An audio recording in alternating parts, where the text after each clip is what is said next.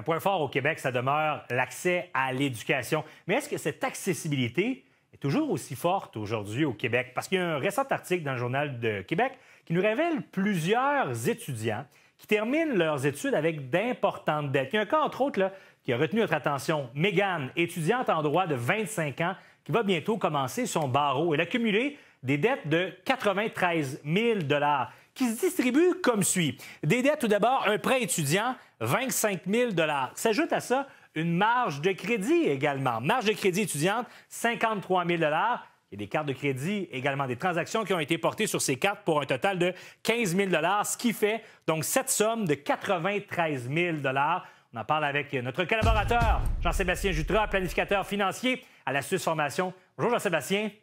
Bonsoir, Simon. Jean-Sébastien, est-ce que tu es surpris de voir des données comme ça?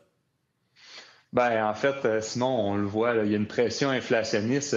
On le voit partout au Québec, au Canada, mais dans le domaine étudiant également. Donc, c'est pas juste les frais de scolarité, en fait, c'est tout ce qui vient autour. On peut parler des manuels scolaires, on peut parler du logement également, là, surtout quand on est dans les grands centres. Donc c'est pas surprenant de voir des étudiants terminer avec des dettes importantes. Mais la bonne nouvelle de l'histoire, c'est qu'il y a quand même malgré tout ça, plus d'inscriptions qu'il y avait dans le passé. On aurait pu penser qu'avec les coûts, moins de gens vont aller à des études post-secondaires, mais c'est pas le cas. Il y a une hausse des inscriptions, que ce soit dans les cégeps ou dans les universités. Mais est-ce qu'on peut dire que l'accessibilité a changé? Ah oui, on peut voir que ça l'a changé, en fait. Puis il faut évidemment changer un peu les stratégies que les étudiants avaient dans le passé versus maintenant. Il va falloir faire un plus grand contrôle de coûts qu'on a maintenant versus dans le passé. Ouais. Parce que sortir avec des dettes comme ça, sinon, c'est assez important puis ça devient difficile pour la suite. Bon, combien ça coûte des études postsecondaires au Québec? On peut se poser la question.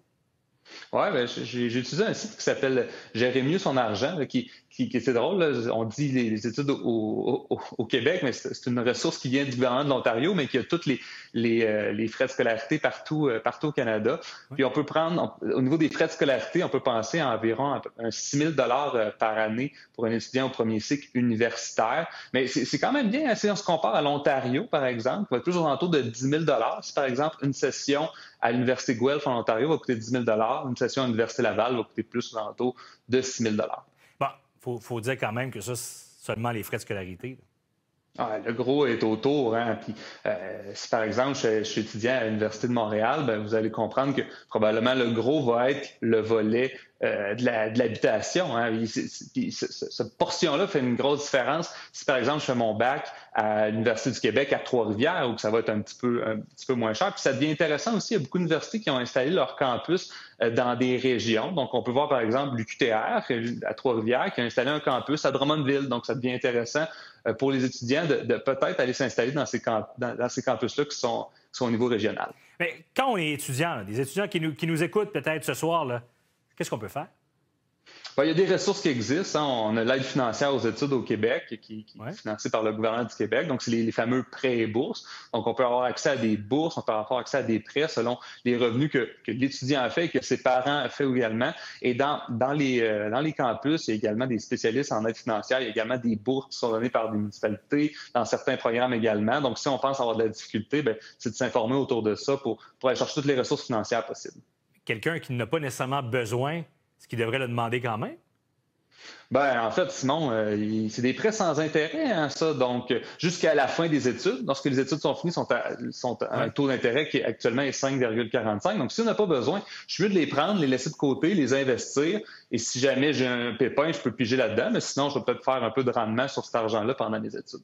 Si malgré tout, il nous manque de ressources, on fait quoi? Là, il y a les marges de crédit. On l'a vu, comme l'étudiante qui s'en fait son barreau, il y a les marges de crédit données par les institutions financières. Donc, avec ça, on peut arriver à jumeler les deux. Jean-Sébastien, merci beaucoup pour ton temps, des conseils qui certainement vont faire plaisir à des étudiants et des parents aussi. Merci.